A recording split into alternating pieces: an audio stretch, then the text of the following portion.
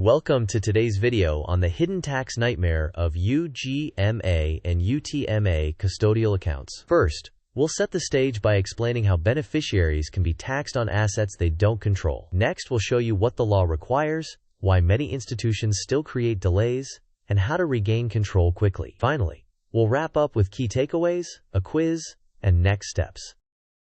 Here's our roadmap. First, we'll briefly define UGMA and UTMA. Then, we'll cover the legal obligations custodians have once a beneficiary reaches the age of majority. After that, we'll tackle the notorious Medallion Signature Guarantee problem. Next, we'll provide practical steps to fix the situation, followed by escalation strategies if firms refuse to cooperate. Finally, we'll discuss safer structures for future gifts, test your knowledge with a short quiz, and summarize the key takeaways. Before we dive in, a quick disclaimer. This content is for educational purposes only, not legal, tax, or financial advice. Because rules and procedures differ by state and by institution, you should consult a licensed professional for guidance on your specific case. With that said, let's continue to the basics. UGMA and UTMA accounts are designed to allow gifts to minors. Importantly, when the minor reaches the state's age of majority, often 18 or 21, the beneficiary becomes the full legal owner. Although this should be straightforward, many beneficiaries discover years later that assets are still controlled by an old custodian. Now let's examine the problem this creates. Here's the core problem. Adult beneficiaries often receive annual tax forms, such as 1099 DIV or 1099 INT, reflecting income on assets they do not control. Meanwhile, a former custodian continues to control the account, which prevents the beneficiary from selling, transferring, or managing the investments. This is effectively taxation without control. Critically, once the beneficiary has reached the age of majority, the law recognizes them as the owner, and the custodian must transfer control. Next, we'll look at the legal basis for forcing that transfer. Now, the legal hammer. Under state law, custodians are required to transfer UGMA or UTMA assets to the beneficiary immediately upon the age of termination, commonly 18 or 21, depending on the state. When institutions delay or refuse, they are often violating state law. After majority, registration should reflect you as owner, not the custodian. To prepare, gather documentation such as account statements, proof of age and identity, and prior correspondence. Next, we'll cover the most common logistical roadblock that prevents transfers, the Medallion Signature Guarantee. The most common bottleneck is the Medallion Signature Guarantee. This specialized stamp authenticates signatures on securities transfers. Unfortunately, many retail banks refuse to provide an MSG unless the former custodian appears in person. When the custodian is unresponsive or distant, the beneficiary becomes trapped. Fortunately, effective workarounds exist. Next, we'll walk through immediate fixes you can pursue to regain control quickly. Here are practical steps. First, contact a major brokerage where you already have a relationship and ask them to handle the entire transfer process, including obtaining a Medallion Signature Guarantee. Second, if that fails or is inconvenient, use an online MSG service for a flat fee. Third, prepare your documentation, government identification, proof of age, account statements, and any letters or records showing your date of majority. Next, initiate a transfer request that lists you as the owner and explicitly state that the custodian's permission is not required post-majority. Then, follow up in writing, reference the state law obligation for immediate transfer, and maintain a timeline of all contacts. Finally, if you meet resistance, escalate within the firm and consider regulator complaints or arbitration. Now, let's visualize the journey from stuck to in control. This timeline illustrates the end-to-end path. First, you reach the age of majority and become the legal owner. Next, you request transfer and re-registration into your name. Then, you encounter the Medallion Signature Guarantee requirement. At this point, you have two paths. Either your brokerage provides the MSG and completes a DRS or ACAT transfer internally, or you use an online MSG service and submit documents to the transfer agent. After that, the firm completes re-registration and moves the assets. Finally, You gain full control and receive future tax documents directly. If the process stalls, the notes remind you that delays can violate state law and that escalation options exist. Let's compare two common setups.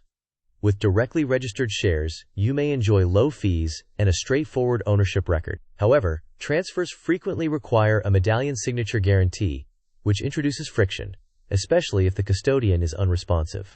Direct registration can also be slower to modernize or consolidate.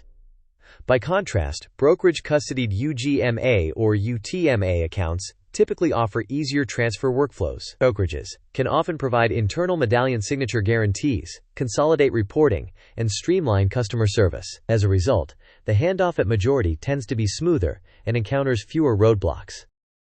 This table clarifies responsibilities. The former custodian must transfer control immediately and complete any necessary transfer forms.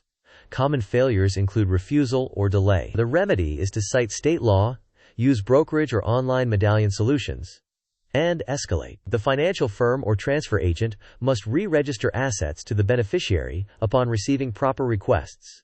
Common failures include overly strict medallion policies or outdated processes. The remedy is to have a brokerage manage the transfer and escalate to compliance if necessary. The beneficiary must provide proof of identity and age, submit a clear transfer request, and keep records. The main failure is insufficient documentation or unclear communication. The remedy is to prepare identification, statements, and a written timeline. Finally, advisors or attorneys provide guidance and leverage through arbitration if needed. Engaging them earlier can add pressure. This sequence diagram shows an escalation path. First, the beneficiary submits a transfer request with proof of majority to the brokerage. Then, the brokerage engages the transfer agent to process the movement using DRS or ACAT and applies an internal Medallion Signature Guarantee if possible. If the transfer is delayed, the brokerage demands release from the old custodian while citing state law. If the custodian refuses or does not respond, the brokerage advises the beneficiary on escalation options. The beneficiary then files a complaint or arbitration with the relevant regulator or forum, citing the legal obligation to turn over assets. Finally, the transfer agent re-registers and completes the transfer. Quiz time. Which authentication is typically required to transfer legacy, directly registered shares from a custodial account? Is it A, notary acknowledgement, B, Medallion Signature Guarantee, C, a copy of your driver's license, or D, fax confirmation from the custodian? You may pause the video now to think about the answer. We will discuss the answer in the next section of the video. The correct answer is B, Medallion Signature Guarantee. This is the standard method of authenticating signatures for securities transfers, particularly with directly registered shares. Notaries, driver's licenses, or fax confirmations are not sufficient substitutes for this requirement. Second question. At the age of majority, who is the full legal owner of UGMA or UTMA assets? Is it A, the former custodian, B, the financial institution, C, the beneficiary, or D, joint ownership? You may pause the video now to think about the answer. We will discuss the answer in the next section of the video. The correct answer is C, the beneficiary. Upon reaching the legally defined age of termination, the beneficiary becomes the full legal owner, and the custodian must relinquish control without delay. To recap, it is possible to be taxed on assets you cannot control, but the law supports your right to take control after reaching the age of majority. Custodians must transfer assets promptly, and unnecessary delays may violate state law. You can bypass Medallion Signature Guarantee roadblocks through major brokerages or online services. If firms continue to stall, escalate to compliance channels, regulators, or arbitration. Finally, for future gifts, consider brokerage custodied setups to reduce friction at the handoff. Before we close, here is a concise action checklist.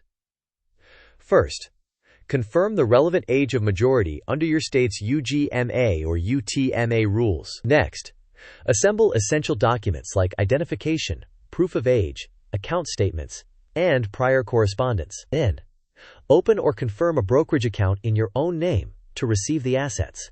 After that, request the transfer and clearly state that the custodian's consent is not required post-majority. If needed, obtain a Medallion Signature Guarantee through a brokerage or an online service. Finally, Escalate with written timelines and citations to state law if the process is delayed.